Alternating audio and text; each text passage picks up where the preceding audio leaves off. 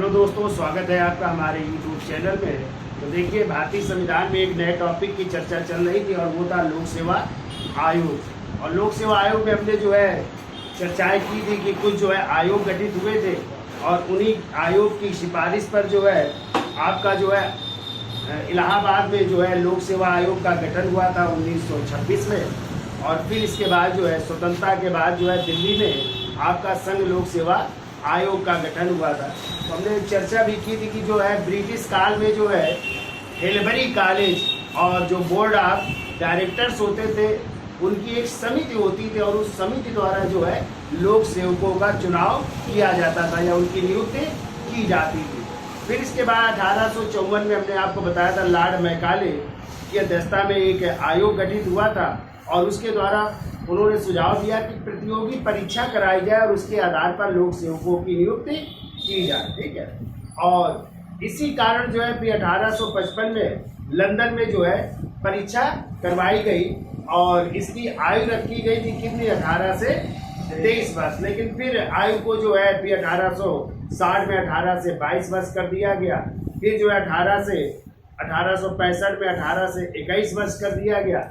इस तरह जो है इसी बात का विरोध हुआ और आपको हमने बताया था कि फिर जो है 17 वर्ष न्यूनतम आयु कर दी गई। इसी का विरोध किया था सुरेंद्रनाथ बनर्जी ने किया था। ठीक है। इस कारण एक आयोग गठित हुआ था और हमने चर्चा की थी वो आयोग पहला गठित हुआ था एचिसन आयोग। कौन सा? और एचिसन आयोग कब गठित हुआ था? 1886 में गठित हुआ था। और हमने बताया था इस समय भारत के जो वायसराय थे वो थे लॉर्ड डफरिन थे। कौन थे? लॉर्ड डफरिन थे। नाम सुना है डफरिन का? इन्हीं के समय भारतीय राष्ट्रीय कांग्रेस की भी स्थापना हुई थी। तो इस आयोग ने सुझाव दिया था, क्या सुझाव दिया था? इन्होंने सुझाव दिया था कि जो है परीक्षा भारत में और इंग्लैंड में क्या नहीं होनी चाहिए। ठीक है, उसका सुझाव दिया था। और लेकिन जो इन्होंने आयु के लिए कहा था आयु सीमा क्या होनी चाहिए, 18 से 23 वर्ष का सुझाव दिया था। ठीक है। फिर दूसरा आयोग गठित हुआ था इस्लिंगटन आयोग। कौन सा आयोग? इस्लिंगटन आयोग गठित हुआ था और इसका गठन कब हुआ था? 1912 में हुआ था। और इस समय भारत के जो वायसराय थे उनका नाम था लॉर्ड हार्डिंग द्वितीय ना। और इन्हीं इस आयोग ने सिफारिश की थी किसकी, कि जो है प्रतियोगी परीक्षाएं जो है लंदन और भारत में क्या होनी चाहिए, एक साथ होनी चाहिए। और उसी समय एक सुधार आयोग भी आया था 1919 का। कौन सा? मांटेग्यू चेम्सफोर्ड सुधार, जिसे आप लोग क्या कहते हैं, भारत शासन अधिनियम 1919। और इसमें यह प्रस्ताव था कि जो भारतीयों के लिए जो है कितने यानी उच्च इस आयोग में या उच्च लोक सेवकों की जो परीक्षा में 1/3 जो है जो भाग जो था या 1/3 जो है नौकरियों में जो है किसको मिलना चाहिए, भारतीयों को मिलना चाहिए। यानी 1/3 भाग में किसकी नियुक्त होनी चाहिए, भारतीयों की नियुक्त होनी चाहिए। ठीक है। फिर इसके बाद एक और आयोग आया था। कौन सा आयोग? ली आयोग। और ली आयोग कब आया था? 1923 में आया था। और इस समय जो है भारत के वायसराय थे लॉर्ड रीडिंग थे। कौन थे? और इसीलिए आयोग की सिफारिश पर प्रतियोगी परीक्षाएं करवाई गई। कहाँ पे? इलाहाबाद में जो है एक आयोग गठित हो रहा है। कब गठित हुआ था? 1926 में। ठीक है। लोक सेवा आयोग का गठन किया गया। लोक सेवा आयोग गठित हो रहा है। कहाँ पे गठित हो रहा है? इलाहाबाद में। ठीक है। और पूछा जाता है इस लोक सेवा आयोग के अध्यक्ष कौन बने थे? तो इसके अध्यक्ष बने थे सर रोजर पार्कर बने थे। और ये कितने सदस्य था? 4 सदस्य था, जिसमें एक अध्यक्ष थे और 3 सदस्य। ठीक है। और फिर इसके बाद जो हमने आपको बताया था पहले, इसका नाम क्या था? ICS था। ICS का मतलब होता था इंपीरियल सिविल सर्विस, नाम था ना, इंपीरियल सिविल सर्विस। लेकिन बाद में इसे क्या कर दिया गया? इंडियन सिविल सर्विस कर दिया गया। ठीक है। यानी इंपीरियल की जगह क्या जोड़ दिया गया? इंडियन जो है जोड़ दिया गया। तो इंडियन सिविल सर्विस कर दिया गया, ठीक है।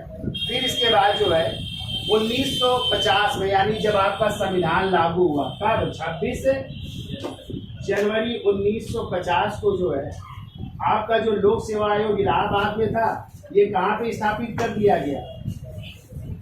दिल्ली में। और इसका नाम हो गया संघ लोक सेवा आयोग कर दिया गया, ठीक है।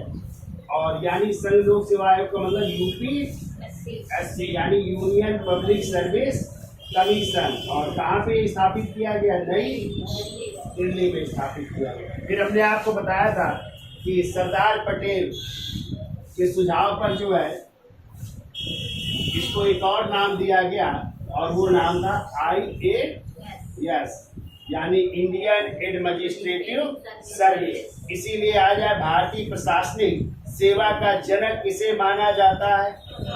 तो सरदार वल्लभ भाई पटेल को जो है भारतीय प्रशासनिक सेवा का जन्मदाता माना जाता है। अब ये जो है सेवा 3 प्रकार की होती है। पहली होती है अखिल भारतीय सेवा। कौन सी होती है? अखिल भारतीय सेवा, यानी ऑल इंडिया सर्विस होती है। और दूसरी होती है केंद्र की सेवाएं। कौन सी होती है? सेंट्रल की होती है, केंद्र की सेवाएं होती है। और तीसरी आपकी होती है राज्य की सेवाएं। कहाँ की? राज्य की सेवाएं। तो यहाँ तक हमने जो है पिछले टॉपिक में चर्चा कर ली, क्यों भाई? ठीक है। तो आज हम चर्चा करेंगे किसकी? अखिल भारतीय सेवा, ठीक है। तो इसको रिपीट कर देना और देख लेना एक बार फिर से आए। तो अखिल भारतीय सेवाओं की चर्चा करते हैं। 3 साल लेना हो तो ले लीजिए आप लोग। तो देखिए हमने 3 प्रकार की सेवाएं बताई, अखिल भारतीय सेवा, केंद्र की सेवाएं और तीसरी है राज्य सरकार की सेवा, ठीक है। तो पहले चर्चा कर लेते हैं अखिल भारतीय सेवाओं की। तो ये सेवा जो है सबसे विशिष्ट सेवा मानी जाती है, ठीक है। और अखिल भारतीय सेवाओं की नियुक्ति जो है किसके द्वारा की जाती है? तो संघ लोक सेवा आयोग द्वारा की जाती है। नियुक्ति की बात की जाए, यानी अखिल भारतीय सेवाओं की नियुक्ति किसके द्वारा की जाती है? तो यूपीएससी द्वारा, यानी संघ लोक सेवा आयोग द्वारा की जाती है। संघ लोक सेवा आयोग द्वारा की जाती है, यानी एग्जाम कौन कराता है इसका? संघ लोक सेवा आयोग कराता है, ठीक है। और ये जो है सेवा ऐसी है, ये केंद्र और राज्य दोनों सरकारों के अधीन ये सेवा में नियुक्त किए जाते हैं। यानी इसके द्वारा जो पास होते हैं वो कहाँ सेवा देते हैं? अपनी केंद्र व राज्य दोनों जगह अपनी सेवाएं देते हैं, ठीक है। केंद्र और राज्य में क्या देते हैं? सेवाएं देते हैं। यानी केंद्र में भी नौकरी करते हैं और कहाँ पे? राज्यों में भी नौकरी करते हैं। तो राज्यों में कैसे करेंगे? तभी हम चर्चा करेंगे। कैडर यहाँ पे लाट होते हैं, ठीक है। और वर्तमान में जो है 24 कैडर है। 21 राज्य के कैडर है और 3 आपके जो है संयुक्त कैडर है, ठीक है। तो वहाँ पे जो है कैडर अलाट किए जाते हैं, तो राज्य में भी ये सेवाएं करते हैं, ठीक है। अब देखिए अखिल भारतीय जो सेवाएं है उनकी संख्या 3 है इस समय वर्तमान में। ये पूछा जाए कितनी अखिल भारतीय सेवाएं है? तो 3 अखिल भारतीय सेवाएं, ठीक है। 3 अखिल भारतीय सेवाएं। और वो 3 अखिल भारतीय सेवाएं कौन कौन सी? तो पहली है IAS, यानी इंडियन एडमिनिस्ट्रेटिव सर्विस, जिसे कहते हैं भारतीय प्रशासनिक सेवा, ठीक है। एक तो हो गई भारतीय प्रशासनिक सेवा हो गई, ठीक है। दूसरी आपकी हो गई IFAS, IPS देख लेते हैं। और IPS का मतलब इंडियन पुलिस सर्विस, यानी भारतीय पुलिस सेवा हो गई, ठीक है। पुलिस सेवा हो गई, ठीक है। और तीसरी आपकी सेवा है IFAS, यानी इंडियन फॉरेस्ट सर्विस। फॉरेस्ट का मतलब होता है वन सेवा, तो भारतीय वन सेवा, ठीक है। कुछ लोग फॉरेन समझ जाते हैं, फॉरेन नहीं है, वो केंद्र की सेवा है, भारतीय विदेश सेवा, ठीक है। ये फॉरेस्ट है, तो भारतीय वन सेवा। तो ये 3 आपकी क्या है? अखिल भारतीय सेवा है, ठीक है। और इन अखिल भारतीय सेवाओं के सृजन का अधिकार है किसके पास? राज्यसभा के पास। तो आपको याद रखना है अनुच्छेद 312 के तहत, ठीक है, अनुच्छेद 312 के तहत अखिल भारतीय सेवाओं के सृजन का अधिकार, अखिल भारतीय सेवाओं के सृजन का अधिकार है किसके पास? राज्यसभा के पास है, ठीक है। कई बार आता है क्वेश्चन, बहुत बार पूछा गया है, ठीक है, कि अखिल भारतीय सेवाओं को कौन सृजित कर सकता है? तो कौन सृजित कर सकता है? राज्यसभा कर सकती है, ठीक है। तो आपको पता है कि जो है 1951 में एक कानून बना करके अखिल भारतीय सेवाओं का सृजन किया गया था, ठीक है। अखिल भारतीय सेवाएं सृजित की गई 51 में, लेकिन आपको पता है पहले दो ही अखिल भारतीय सेवाएं थी। कौन कौन? आईएएस थी और आईपीएस थी, ठीक है। लेकिन 1966 में, कब? 1966 में तीसरी अखिल भारतीय सेवा यानी आईएफएस को जो है गठित किया गया, ठीक है। वैसे तो 66 में सिफारिश कई सेवाओं के लिए की गई थी, जैसे भारतीय इंजीनियरिंग सेवा, चिकित्सा सेवा और वन सेवा। इन तीन की सिफारिश की गई थी कि इंजीनियरिंग सेवा भी होनी चाहिए, और कौन सी? चिकित्सा सेवा भी होनी चाहिए और वन सेवा भी होनी चाहिए। लेकिन इन तीन में से स्वीकार किसको किया गया? आईएफएस को स्वीकार किया गया, यानी भारतीय वन सेवा को स्वीकार किया गया, दो को स्वीकार नहीं किया गया। जबकि प्रावधान था तीन सेवाओं का, किसके किसके लिए? भारतीय इंजीनियरिंग सेवा, भारतीय चिकित्सा एवं स्वास्थ्य सेवा और तीसरी थी भारतीय वन सेवा। लेकिन 66 में किसको शामिल किया गया? केवल भारतीय वन सेवा को शामिल किया गया, ये आप लोग याद रखिए, ठीक है। और 51 में 1951 में ये दो अखिल भारतीय सेवाओं का सृजन किया गया था, आईएएस और आईपीएस का गठन किया गया था, ठीक है। अब देखिए जो आईएएस होते हैं ये किसके अधीन कार्य करते हैं? किस मंत्रालय के अधीन कार्य करते हैं? जो आईपीएस होते हैं वो किस मंत्रालय के अधीन कार्य करते हैं? और जो आईएफएस होते हैं वो किस मंत्रालय के अधीन कार्य करते हैं, ठीक है। तो देखिए जो आईएएस होते हैं वो कार्य करते हैं कार्मिक एवं लोक सेवा, कार्मिक एवं लोक शिकायत एवं पेंशन मंत्रालय के अधीन कार्य करते हैं, ठीक है।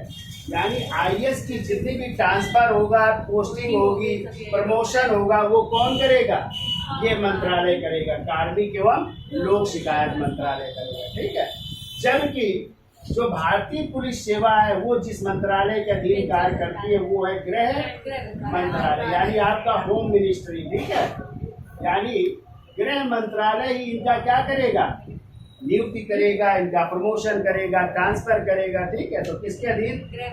गृह मंत्रालय के अधीन कार्य करते हैं। और तीसरा जो है वन सेवा, ये कार्य करता है पर्यावरण एवं वन मंत्रालय के अधीन, पर्यावरण एवं वन मंत्रालय के अधीन कार्य करता है।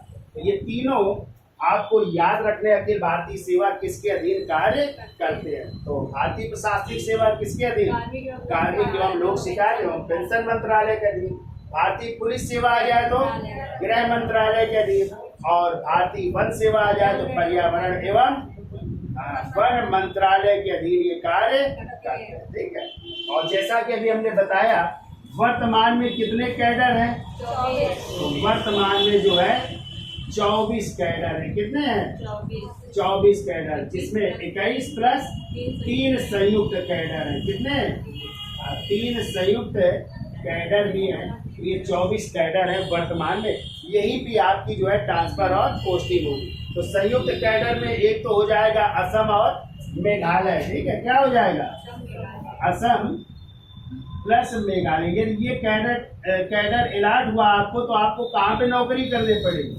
असम या मेघालय में। दूसरा कैडर है मणिपुर प्लस त्रिपुरा, मणिपुर प्लस त्रिपुरा। यदि ये कैडर मिलेगा तो आपको इन दोनों राज्यों में किसी भी राज्य में आपको नौकरी करनी पड़ेगी। और तीसरा है फिर जो आपके पूर्वोत्तर राज्य है, जैसे अरुणाचल प्रदेश हो गया, इसी में गोवा भी आ जाता है, ठीक है। अरुणाचल प्रदेश हो गया, गोवा, मिजोरम हो गया और केंद्र शासित प्रदेश हो गया, ठीक है। मिजोरम और केंद्र शासित प्रदेश जो है, यदि ये कैडर अलॉट हो जाएगा तो आपको यहाँ पे जो है नौकरी करनी पड़ेगी आजीवन, जीवन भर, ठीक है। तो जो कैडर जिस राज्य का अलॉट हो जाएगा या जिस केंद्र शासित प्रदेश का अलॉट हो जाएगा वहां पे ये नौकरी कर देगा, ठीक है। और आप ऐसे सकते हैं, यदि कोई केंद्रीय मंत्री है तो वो अपने बिहाफ पर आपको जो है ला सकता है अपने राज्य में, ठीक है। हाँ, कोई केंद्रीय मंत्री ला सकता है, लेकिन वो अपने अंडर में रखेगा, ठीक है। वो एसडी बना सकता है, उसको अपना अधिकारी नियुक्त कर सकता है, तो इस तरह वो आ सकते हैं अपने राज्य में। लेकिन जब वो मंत्री पद से खत्म हो जाएगा उस मंत्री का, तो ये फिर अपने राज्य वापस चलेगा। हाँ हाँ, तो उसके साथ में मंत्री जहाँ जहाँ जाएंगे तो मंत्री यूपी, तो लिख लो पहले तो देखिए, अखिल भारतीय सेवाओं के बाद जो है दूसरी सेवाएं जिन्हें कहते हैं केंद्रीय या संघीय सेवाएं, ठीक है। तो देखो पहला पॉइंट देखो, केंद्रीय सेवाएं न लिखिएगा, हम बोल देंगे बाद में। तो देखो केंद्रीय सेवाएं किसके अधीन होती है, किसके अधीन होती है केंद्रीय सेवाएं? केंद्र के अधीन, ठीक है। तो ये जो है केंद्र के अधीन होती है, केंद्र के अधीन राष्ट्रीय स्तर की सेवाएं हैं, राष्ट्रीय स्तर की सेवाएं हैं, ठीक है। और इनकी भी नियुक्ति की जाती है किसके द्वारा? इनकी भी नियुक्ति की जाती है या इनका जो परीक्षाएं होती है वो कौन करवाता है? यूपीएससी करवाता है, यानी संघ लोक सेवा आयोग द्वारा की जाती है, ठीक है। संघ लोक सेवा आयोग द्वारा, ठीक है। और ये कहाँ पे नौकरी करेंगे? सिर्फ केंद्र सरकार को ही अपनी सेवाएं देते हैं, ठीक है। कहाँ पे? केंद्र सरकार को अपनी सेवाएं देते हैं, केंद्र सरकार को सेवाएं देते हैं, यानी ये राज्यों में नहीं भेजे जाएंगे। कहाँ पे? केंद्र के अधीन ये सेवाएं देंगे, ठीक है। राज्यों के अधीन नहीं रहते, किसके अधीन रहते हैं? केंद्र सरकार के अधीन रहते हैं, ठीक है। अब देखो इनकी नियुक्ति जैसे हमने बताया किसकी सिफारिश पर? संघ लोक सेवा आयोग द्वारा की जाती है। और इनकी सिफारिश किसकी होती है? तो राष्ट्रपति द्वारा। किसके द्वारा? राष्ट्रपति द्वारा की जाती है इनकी नियुक्ति, ठीक है। यानी संघ लोक सेवा आयोग क्या कराएगी? परीक्षाएं कराएगी और फिर जो है उसी की सिफारिश पर कौन नियुक्त करेगा? राष्ट्रपति द्वारा इनकी जो है नियुक्त की जाती है, ठीक है। अब देखिए अनुच्छेद 309 है, अनुच्छेद 309 कहता है कि केंद्रीय सेवाएं जो है आपकी, इन पे कानून बनाने का अधिकार या इनकी सेवा शर्तों के विषय में अधिकार किसके पास है? संसद के पास। किसके पास है? यानी कानून या विधि बनाने का अधिकार संसद के पास है, ठीक है। संसद को दिया गया है, तो संसद के पास ये अधिकार है, ठीक है। और वर्तमान में जो है केंद्र की सेवाएं कौन कौन सी हैं? तो देखिए केंद्र की सेवाओं के अंतर्गत आते हैं भारतीय विदेश सेवा। कौन सी सेवा है? फॉरेन सर्विस, भारतीय विदेश सेवा। इसे भी IFS कह सकते हैं आप लोग, ठीक है। यानी इंडियन फॉरेन सर्विस, भारतीय विदेश सेवा। ये दूसरी है भारतीय आबकारी सेवा, भारतीय आबकारी सेवा भी है, ठीक है। भारतीय आबकारी सेवा। तीसरी आपकी याद रखना है भारतीय रेलवे अभियंता सेवा, भारतीय रेलवे अभियंता सेवा, नहीं IES वगैरह बनते हैं तो वो सेवा है। फिर है भारतीय चुंगी एवं केंद्रीय एक्साइज सेवा, भारतीय चुंगी एवं केंद्रीय एक्साइज सेवा।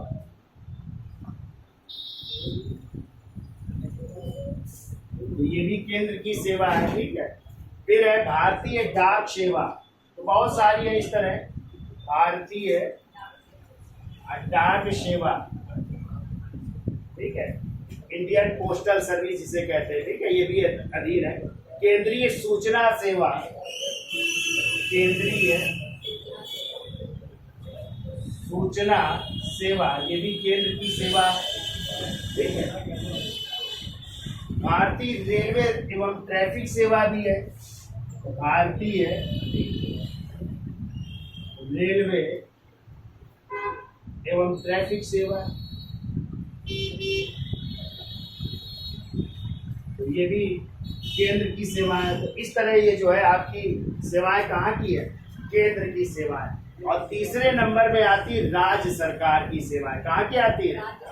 तो राज्य सरकार की जो सेवाएं होती है उसमें राज्य सरकार ही एग्जाम करवाता है। जैसे अपने उत्तर प्रदेश में यूपीपीएससी यानी उत्तर प्रदेश लोक सेवा आयोग द्वारा ये परीक्षाएं कराई जाती है और इनकी नियुक्ति का अधिकार होता है राज्यपाल। किसको होता है? जैसे यहाँ पे आपने पढ़ा राष्ट्रपति को अधिकार होता है, वैसे ही राज्य की सेवाओं में किसके पास अधिकार है? राज्यपाल के पास अधिकार है, ठीक है। जैसे आपने पढ़ा कि केंद्र की सेवा में कानून बनाने का अधिकार किसके पास है? संसद के पास है। ऐसे राज्य जो सरकार की सेवा होती है उसमें जो है राज्य के विधान मंडल को अधिकार दिया गया है कोई भी कानून बनाने का अधिकार, ठीक है। तो ये राज्य सरकार की सेवाएं होती है। तो राज्य सरकार की सेवाओं में भी कई सारी सेवाएं हैं, जैसे राज्य की प्रशासनिक सेवा। जैसे आप लोगों ने देखा होगा एसडीएम बनते हैं, नहीं बनते हैं? फिर आप लोगों ने देखा होगा एसडीएम के बाद जो है एआरटीओ बनते हैं, ठीक है, ट्रेजरी अफसर बनते हैं। यहाँ पे भी जो है शिक्षा सेवा में भी अधिकारी बनते हैं, ठीक है, कारागार सेवा में भी अधिकारी बनते हैं और वाणिज्यिक सेवा में भी अधिकारी बनते हैं। तो बहुत सारे अधिकारी बनते हैं जो राज्य की सेवाओं में या राज्य के अधीन से जो है सेवा करते हैं, ठीक है। तो ये सब सेवाएं किसके अधीन कार्य करते हैं? राज्य के अधीन करते हैं, ठीक है। अब देखो जो ये लोक सेवा आयोग का उल्लेख है किसमें है? अनुच्छेद 315। और हमने आपको बताया जो है कि यूपीएससी 2 प्रकार की परीक्षाएं करवाता है। कौन सी? केंद्र की और अखिल भारतीय सेवाएं करवाता है, ठीक है। तो आपके जो है 3 सेवाएं हैं। एक तो है संघ लोक सेवा आयोग, एक है संयुक्त लोक सेवा आयोग यानी 2 राज्यों का भी एक लोक सेवा आयोग हो सकता है, ठीक है। और तीसरा है राज्य सरकार का आयोग, ठीक है। तो यदि आ जाए जो संघ लोक सेवा आयोग है उसमें अध्यक्ष का कार्यकाल कितने वर्ष का होता है? क्या बताएं? 6 वर्ष या 65 वर्ष की आयु तक। और जो सदस्यों का कार्यकाल होता है वो 62 वर्ष या 6 वर्ष, मतलब 6 वर्ष या 62 वर्ष की आयु तक होता है, ठीक है, ये ध्यान रखिएगा। और जो राज्य के अधीन सेवाएं होती वहां पे कितना होता है? हाँ, तो 62 वर्ष या 6 वर्ष, 62 वर्ष आयु या 6 वर्ष तक होता है। तो ये भी आपको याद रखना है, ठीक है। और संयुक्त लोक सेवा आयोग में वहां पे भी है 6 वर्ष या 62 वर्ष की आयु तक वो अपने पद पर बने रहते हैं, ठीक है। तो ये 3 प्रकार की सेवाएं जिनका उल्लेख है अनुच्छेद 315, ठीक है। संघ लोक सेवा आयोग, संयुक्त लोक सेवा आयोग और राज्य लोक सेवा आयोग, ठीक है। तो समझ गए? तो ये आपके 3 प्रकार की सेवाएं हो गई, अखिल भारतीय, केंद्रीय सेवाएं और राज्य की सेवाएं। और इनके सदस्यों का और अध्यक्षों का कार्यकाल हमने बताया। संघ लोक सेवा आयोग के अध्यक्ष और सदस्यों का कार्यकाल 6 वर्ष अध्यक्ष का होगा या 65 वर्ष की आयु तक, सदस्यों का 6 वर्ष या 62 वर्ष की। और राज्य में आ जाए तो 6 वर्ष या 62 वर्ष की। संयुक्त में भी यही है 6 वर्ष या 62 वर्ष की, ठीक है। इतना लिखना है तो लिखाते हैं। चलिए, हाँ।